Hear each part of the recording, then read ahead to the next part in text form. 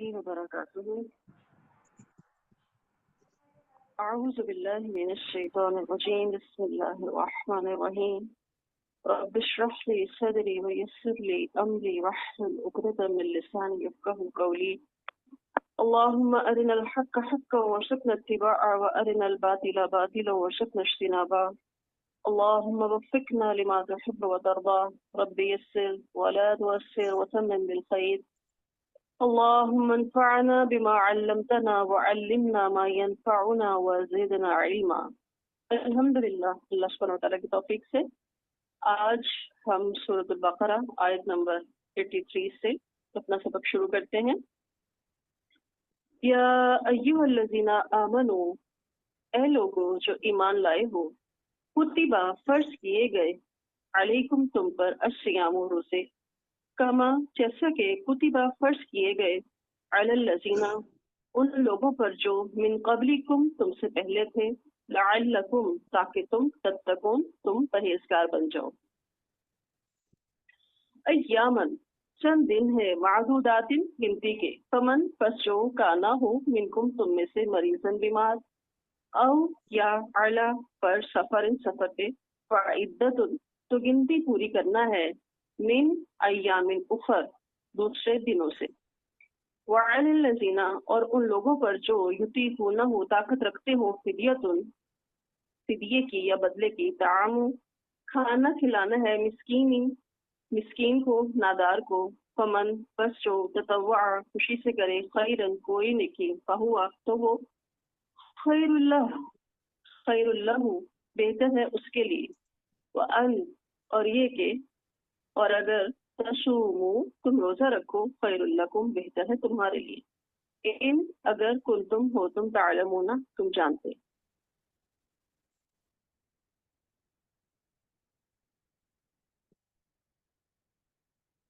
شہر مہینہ، رمضان رمضان، الذی جس میں انزل نازل کیا گیا، فیہ اس میں، القرآن قرآن، ہدن ہدایت ہے، للناس لوگوں کے لیے، مبینات اور روشن دلائل ہیں، من الہدا ہدایت میں سے، والفرقان اور فرقان ہے، فمن پس جو کوئی شہیدہ پائے، منکم تم میں سے، الشہرہ یہ مہینہ، فلیصمہ بس چاہیے اسے کہ وہ روزہ رکھے، ومن اور جو کانا ہو مریضن بیمار، او یا علی پر سفر سفر پہ، فعدت تو گنتی پوری کرے، من ایام اخر دوسرے دنوں سے یا بعد کے دنوں میں، یرید چاہتا ہے، اللہ اللہ، بکم تمہارے لیے، یا ساتھ تمہارے، الیسر آسانی، ولا اور نہیں، یرید وہ چاہتا، بکم تمہارے لیے، العسر تنگی، ولتکملوا اور تاکہ تم پوری کرو، العدت گنتی، ولتکبروا اور تاکہ تم بڑائی بیان کرو، اللہ اللہ کی،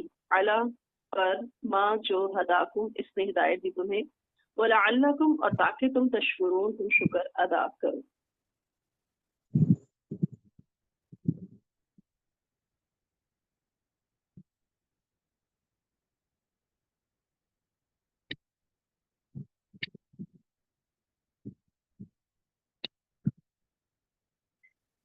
اب ہم اس کا بامحاورہ ترجمہ دیکھتے ہیں اور تھوڑی سی اس کی ڈیٹیل ہم یہ دیکھتے ہیں۔ ان آیات میں اللہ تعالیٰ فرما رہے ہیں، یا ایھا الذین آمنوا کتب علیکم الصیام کما کتب علی الذین من قبلکم لعلکم تتقون، اے ایمان والو تم پر روزے فرض کر دیے گئے ہیں جیسا کہ تم سے پہلے لوگوں پر فرض کیے گئے تھے، اور اس لیے کہ تم میں تقوی پیدا ہو۔ ہم دیکھتے ہیں کہ جو روزے کا حکم ہے ارکان اسلام میں، اسلام کا ایک اہم رکن ہے۔ اس کا حکم اللہ سبحانہ و تعالیٰ نے حضرت آدم علیہ السلام سے لے کر تمام انبیاء کی شریعت میں اس کو رکھا، لیکن صرف ان کے دنوں کی تعداد جو ہے اس میں اختلاف رہا ہے، لیکن یہ شروع سے ہی اسلام کا ایک اہم رکن ہے۔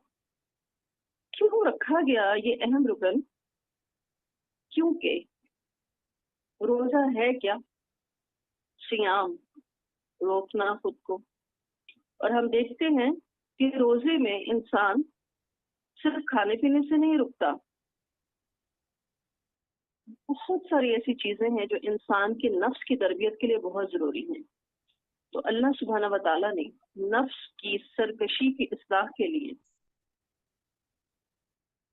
یہ ایک ایسا طریقہ رکھا ہے کہ جس سے انسان کو وہ کام کرنے آسان ہو جاتے ہیں کہ جو مشکل لگتے ہیں۔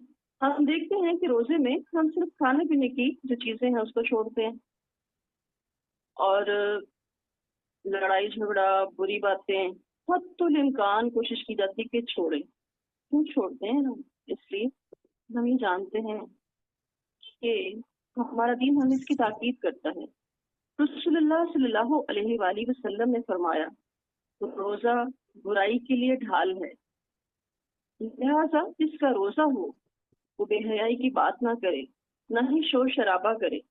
اور ایک دوسری روایت میں ہم پڑھتے ہیں کہ اس کا روزہ ہو جہالت کی کوئی بات نہ کرے، اور اگر اس کو کوئی گالی دے، اس سے لڑائی کرے، تو اس کو کہہ دے کہ میں روزہ دار ہوں۔ رسول اللہ صلی اللہ علیہ وآلہ وسلم نے فرمایا جس شخص نے روزے میں غلط کاری نہ چھوڑی تو اللہ تعالیٰ کو اس کا کھانا پینا چھڑانے کی کوئی ضرورت نہیں ہے۔ اور روزہ ایک ایسی عبادت ہے جس کے لیے حدیث کا مفہوم یہ ہے کہ رسول اللہ صلی اللہ علیہ وسلم نے فرمایا کہ اللہ عز و جل فرماتے ہیں کہ انسان کا ہر عمل اس کے لیے ہے، لیکن روزہ میرے لیے ہے اور میں ہی اس کی جزا دوں گا۔ سبحان اللہ، اتنی بہترین عبادت ہے یہ روزہ، اور یہاں پر اللہ سبحانہ و تعالیٰ ایمان والوں کو مخاطب کر کے کہہ رہے ہیں کہ کوتیبہ فرض کر دیے گئے۔ کوتیبہ کا مطلب کیا ہوتا ہے؟ فرض کر دیے گئے، لکھ دیے گئے۔ یہ ایسی عبادت نہیں کہ ہم جس کو چھوڑ سکیں۔ ہاں، کچھ صورتیں ایسی ہیں کہ جس میں روزہ چھوڑا جا سکتا ہے، لیکن بعد میں اس کی قضا ضروری ہے، اور کچھ صورتیں ایسی ہیں جس میں قضا بھی ہوگی اور فدیہ بھی ہوگا۔ انشاءاللہ تعالیٰ جب ڈیٹیل میں اس چیز کو پڑھیں گے تو ضرور اس میں بھی بات ہوگی انشاءاللہ۔ اب یہاں اس آیت کے اندر ہم دیکھتے ہیں کہ اللہ تعالیٰ نے کیوں فرض کیے، اور یہ بتایا کہ صرف تم پہ نہیں، ساری قوموں پہ فرض ہیں، جیسے کہ ڈیٹیل ابھی میں بتا چکی ہوں۔ لعلکم تتقون، بچ جاؤ، پرہیزگار بن جاؤ، متقی ہو جاؤ۔ کس چیز سے بچ جاؤ؟ برے کاموں سے۔ کس چیز سے بچ جاؤ؟ جہنم کی آگ سے۔ کس چیز سے بچ جاؤ؟ اللہ کی محبت چھن جانے سے۔ کس چیز سے بچ جاؤ؟ اللہ کی نافرمانی سے۔ پرہیز کرنے والے بن جاؤ ہر اس کام سے جس سے پتہ ہے کہ اللہ سبحانہ و تعالی ناراض ہو سکتے ہیں، اللہ کا غضب نازل ہو سکتا ہے۔ روزہ ہماری شریعت میں 30 دن کم و بیش، ابھی آگے ہم اس کے بارے میں پڑھتے ہیں، جو بھی دن ہے یہ کس لیے ہیں؟ انسان کی وہ چند دن کی ٹریننگ ہے کہ جس سے انسان باقی پورے سال کے لیے اپنے اندر ایک قوت، ایک توانائی حاصل کر لیتا ہے۔ ایام معدودات فمن كان منكم مريضا او على سفر فعدة من ايام اخر وعلى الذين يطيقونه فدية طعام مسكين فمن تطوع خيرا فهو خير له وان تصوموا خير لكم ان كنتم تعلمون۔ یہ روزے گنتی کے چند دن ہیں، پھر اگر تم میں سے کوئی بیمار ہو یا سفر پر ہو تو دوسرے دنوں سے گنتی پوری کر لے۔ اور جو لوگ روزہ رکھنے کی طاقت رکھتے ہوں مگر رکھے نہیں تو اس کا فدیہ ایک مسکین کا کھانا ہے۔ اور جو شخص اپنی خوشی سے زیادہ بھلائی کرے یعنی فدیہ زیادہ دے دے تو یہ اس کے حق میں بہتر ہے۔ اور اگر تم روزے ہی رکھ لو تو اگر تم سمجھو تو یہ بات تمہارے لیے زیادہ بہتر ہے۔ ایام معدودات کا کیا مطلب ہے کہ یعنی ہم دیکھتے ہیں کہ کبھی روزے 29 ہوتے ہیں اور کبھی 30 ہوتے ہیں، کیونکہ قمری مہینہ جو ہے اس میں کبھی کمی بیشی ہوتی رہتی ہے۔ تو روزہ جو ہے وہ چاند دیکھنے کی بنیاد پہ شروع کیا جائے گا۔ اس کا حساب کیسے رکھا جائے گا؟ چاند دیکھ کر۔ حدیث کا مفہوم ہے کہ چاند دیکھ کر ہی روزے شروع کرو اور شوال کا چاند دیکھ کر ہی روزے ختم کرو۔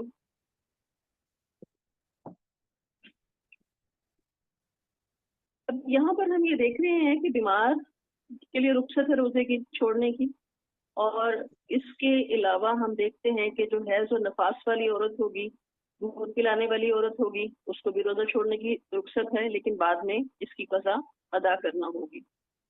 لیکن اگر کسی کی کوئی ایسی بیماری ہے، ایسا بڑھاپا ہے کہ جس میں صحت یابی کی کوئی امید باقی نہیں ہے تو اس کا کفارہ دیا جائے گا، قضا نہیں دی جائے گی۔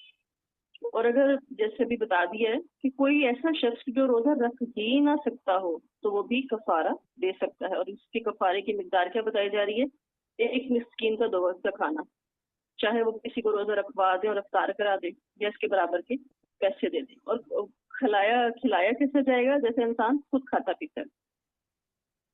اور جس طرح سفر ہے، سفر میں اگر تکلیف بڑھ جانے کا اندیشہ ہے تو بھی روزہ کھول دینا سنت ہے، کھولا جا سکتا ہے۔ ہاں، کیونکہ اگر کسی بیمار کو پتا ہے کہ وہ روزہ تو رکھ رہا ہے کیونکہ روزہ فرض ہے، لیکن اس کو لگتا ہے کہ اس کی تکلیف ایسی ہے جو آگے جا کے بڑھ جائے گی، وہ روزہ پورا نہیں کر سکے گا، تو اس صورت میں وہ روزہ نہ رکھے، لیکن اگر رکھ چکا ہے تو فوراً روزہ رکھ دے، روزہ کھول دے اور بعد میں اس کی قضا ادا کر دے۔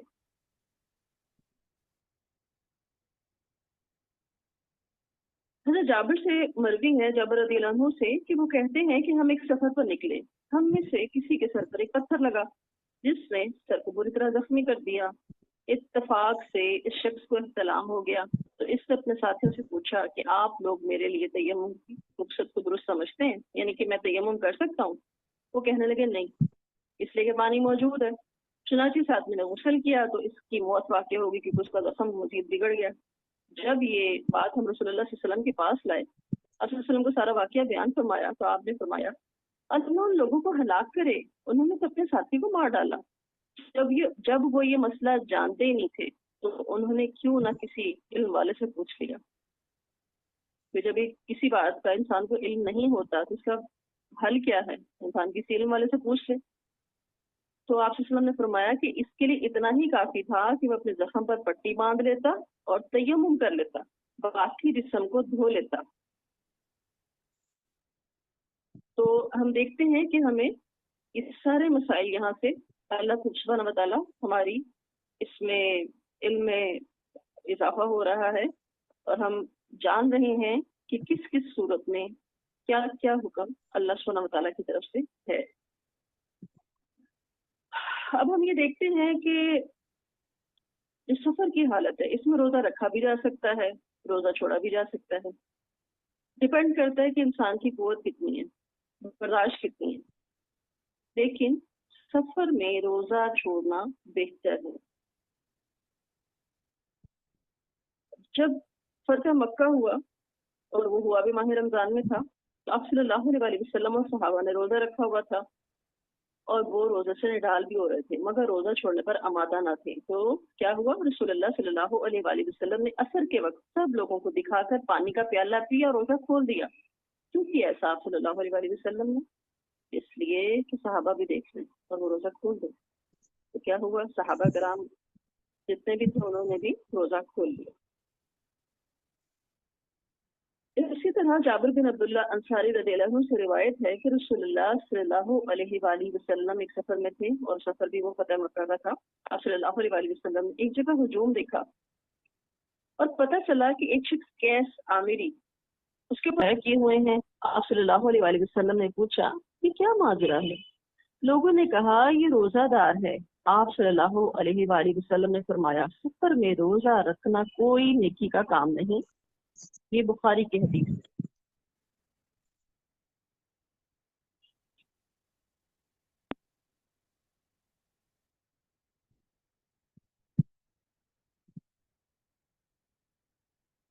اب ہم یہاں پہ دیکھتے ہیں کہ ابتدا میں تو مسلمانوں کو یہ ہدایت دی گئی تھی کہ چاہیں کہ وہ روزہ رکھ لیں اور چاہیں تو فدیہ دے دیں، لیکن ہوا یہ کہ بعض لوگ ضبط نفس پر آمادہ نہیں ہو رہے تھے، یعنی وہ روزے کی طرف نہیں آ رہے تھے۔ تو کیا ہوا؟ بعد میں یہ رعایت جو دی گئی تھی کہ فمن شاہد منکم الشہر فلیصم، تو یہ رعایت ختم کر دی گئی۔ تو حضرت سلمہ بن اکوع فرماتے ہیں کہ جب یہ آیت نازل ہوئی کہ جس کا جی چاہے ہوئی تھی تو جس کا جی چاہتا تھا روزہ نہ رکھتا اور فدیہ دے دیتا۔ تو اس کے بعد کیا ہوا؟ البقرہ کی 185 آیت نازل جس نے اس کو منسوخ کر دیا کہ روزہ تو رکھنا ہی ہے، اور اسی صورت میں بس چھوڑا جاتا ہے۔ اور یہ کیوں کیا گیا؟ کہ روزے کا اجر ہی بے تحاشا ہے، کہ اگر تمہیں روزے کا ثواب پتہ چل جائے تو تم روزہ رکھنا ہی بہتر سمجھو، اور روزے کا ثواب جیسے کہ میں بھی آپ کو بتا چکی ہوں کہ اللہ سبحانہ و تعالیٰ نے فرمایا کہ روزہ میرے لیے ہے، اس کا بدلہ میں دوں گا۔ اللہ تعالیٰ فرماتی کہ روزہ دار میری خاطر اپنا کھانا پینا اور شہوت رانی چھوڑ دے، اور رسول اللہ صلی اللہ علیہ وسلم نے فرمایا کہ روزہ گناہوں سے بچنے کے لیے ڈھال ہے۔ آپ صلی اللہ علیہ وآلہ وسلم نے فرمایا کہ روزہ دار کے لیے دو خوشیاں ہیں، ایک روزہ کھولتے وقت اور دوسری جب وہ اپنے رب سے ملے گا۔ اور رسول اللہ صلی اللہ علیہ وآلہ وسلم نے فرمایا کہ روزہ دار کے منہ کی بو اللہ کے ہاں کچھ توری کی خوشبو سے بھی زیادہ عمدہ ہے۔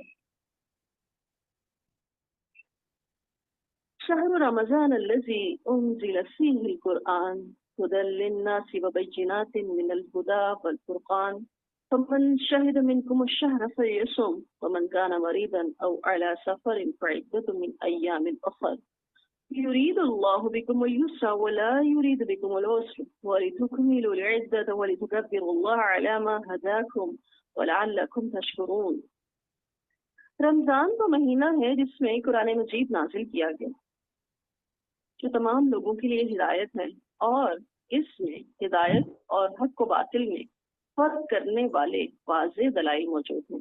لہٰذا تم میں سے جو شخص اس مہینے کو پائے اس پر لازم ہے کہ پورا مہینہ روزے رکھے، ہاں اگر کوئی بیمار ہو یا سفر پر ہو تو دوسرے دنوں سے گنتی پوری کر سکتا ہے، کیونکہ اللہ تعالیٰ تمہارے ساتھ نرمی کا برتاؤ چاہتا ہے، سختی کا نہیں، کہ تم مہینے بھر کے دنوں کی گنتی پوری کر لو، اور جو اللہ نے تمہیں ہدایت دی ہے اس پر اس کی بڑائی بیان کرو، اور اس لیے بھی کہ تم اس کی شکر گزار بن جاؤ۔ قرآن مجید کا جو نزول ہے اس کے اوپر بات ہو رہی ہے، اس مہینے کی اہمیت بتائی جا رہی ہے۔ شہر رمضان الذی، رمضان وہ مہینہ کہ جس میں قرآن مجید نازل ہوا۔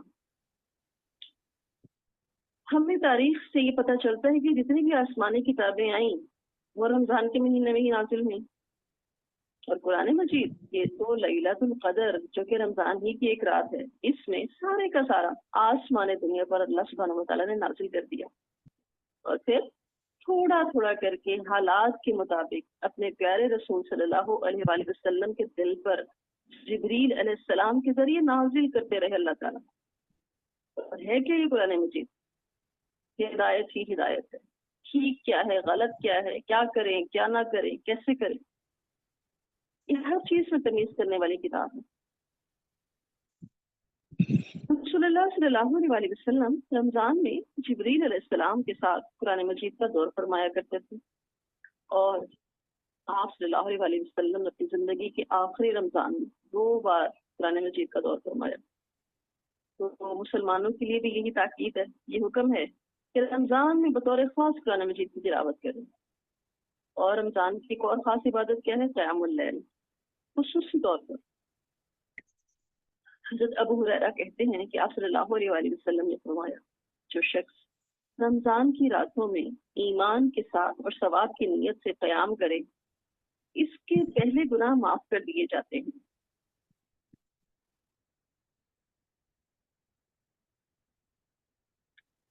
عائشہ رضی اللہ عنہ فرماتی ہیں کہ آپ صلی اللہ علیہ وسلم کا یہ اصول تھا، یہ قاعدہ تھا کہ جب آپ کو 2 باتوں کا اختیار دیا جاتا تو آپ وہ بات اختیار کرتے جو آسان ہوتی، بشرطے کہ وہ گناہ کا کام نہ ہو۔ تو رسول اللہ صلی اللہ علیہ وسلم کیا فرمایا کرتے تھے کہ لوگوں پر آسانی کرو، سختی نہ کرو، خوشی کی بات سناؤ، نفرت نہ پھیلاؤ۔ اب کیا مطلب ہے اس بات کا اور اس حدیث کو یہاں بیان کرنے کا مقصد کیا ہے کہ بظاہر لگتا ہے کہ روزہ بڑی مشقت ہے، کیونکہ جیسے جیسے ٹائم آگے بڑھتا جا رہا ہے ہم دیکھتے ہیں کہ لوگ بہانے ڈھونڈتے ہیں کہ کوئی روزہ چھوڑنے کا طریقہ، کوئی بہانہ مل جائے ہم جسٹیفائی کر سکے کہ اس وجہ سے میں نے روزہ نہیں رکھا، اور وہ بڑے سیدھی سے بہانے ہوتے ہیں۔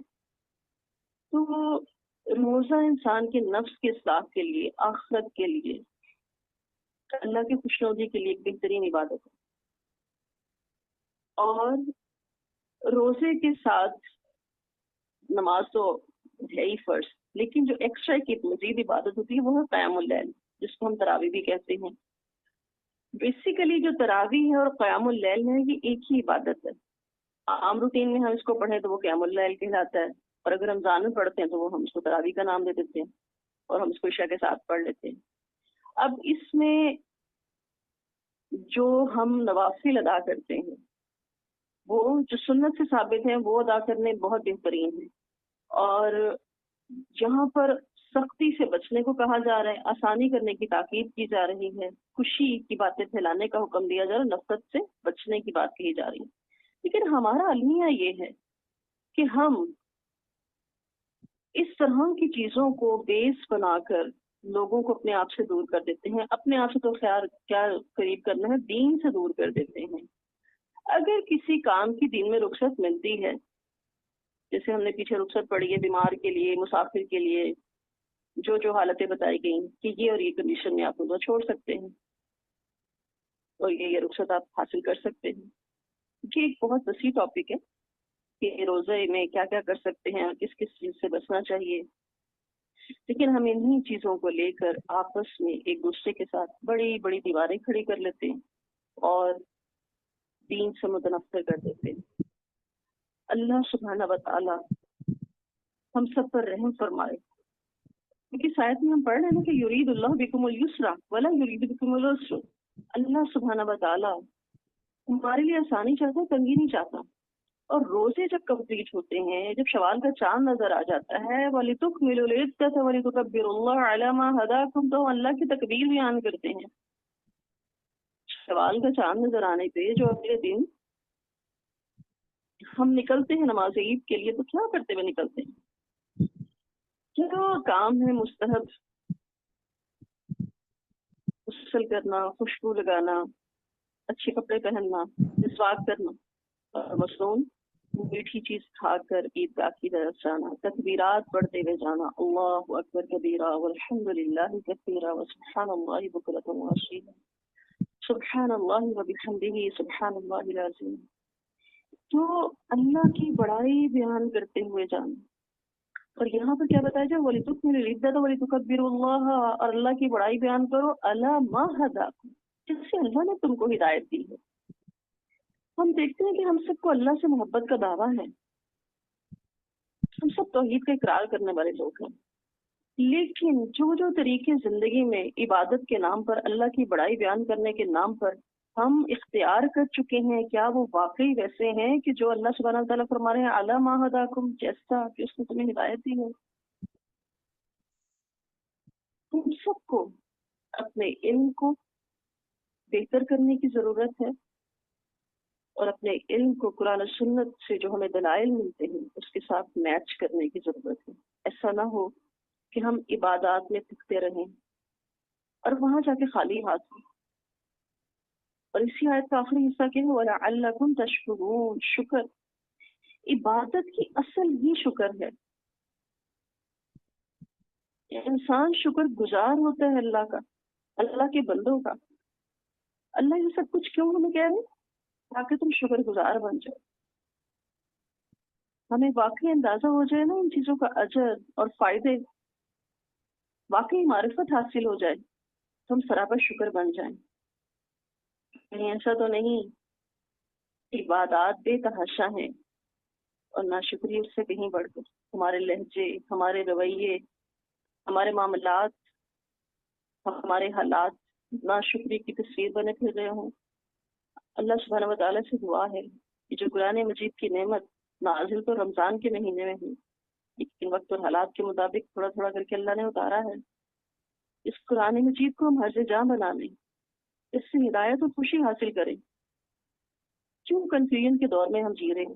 کیوں نہیں ہم کنفیوژن سے نکل پاتے اور یہ کہہ کے اپنے آپ کو بری ذمہ قرار دیتے ہیں، اللہ کو تو سب پتہ نا، اللہ معاف کرنے والا، اللہ بڑا غفور رحیم ہے۔ بے شک بے شک بے شک اس کی رحمت اس کی غضب پہ بھاری ہے۔ ہم بھی تو کوئی ہاتھ پاؤں ہلائیں، کوئی محنت کریں، کوئی کوشش کریں۔ اللہ تعالیٰ سے دعا ہے اللہ تعالیٰ ہمیں فائدہ مند علم حاصل کرنے والا بنائے رکھے، اللہ تعالیٰ ہمیں طالب علم کا درجہ عطا کیے رکھے، اللہ تعالیٰ ہم سب کو علم کے راستے کا مسافر رکھے، ایسا علم جو ہمارے اندر اللہ کی معرفت پیدا کرتا ہو۔ اللہ ایسی عبادت کی توفیق عطا کرے جس سے ہمارے اندر اللہ کی معرفت پیدا ہو اور ہمارے اندر عاجزی پیدا ہو، تحمل پیدا ہو، ٹھہراؤ پیدا ہو۔ اللہ تعالیٰ ہماری اس کوشش کو ہم سب کی حسنات کا حصہ بنائے اور ہم سب کو استقامت نصیب کرے۔ ہر طرف دنیا میں خواہشوں کے، جہالت کے، نفس کے جو اندھیرے پھیلے ہوئے ہیں وہاں روشنی آ نہیں سکتی اگر جب تک ہم وہاں پر قرآن مجید کو روشن نہ کریں گے۔ اللہ تعالیٰ سے دعا ہے کہ اللہ تعالیٰ اس قرآن مجید کی برکت سے ہمارے دلوں کو روشن کر دے، ہماری آنکھوں پہ جو دنیا کی محبت کا پردہ پڑا ہوا ہے اللہ اس کو دور کر دے، ہمیں آخرت کا چاہنے والا بنا دے۔ ربنا آتنا فی الدنیا حسنہ وفی الآخرۃ حسنہ وقنا عذاب النار ربنا ظلمنا انفسنا وان لم تغفر لنا وترحمنا لنكونن من الخاسرين اللهم احسن عاقبتنا في الامور كلها واجرنا من خزي الدنيا وعذاب الاخره سبحان ربك رب العزة عما يصفون وسلام على المرسلين والحمد لله رب العالمين سبحانك اللهم وبحمدك أشهد أن لا إله إلا أنت أستغفرك وأتوب إليك السلام عليكم ورحمة الله وبركاته وعلیکم السلام ورحمۃ اللہ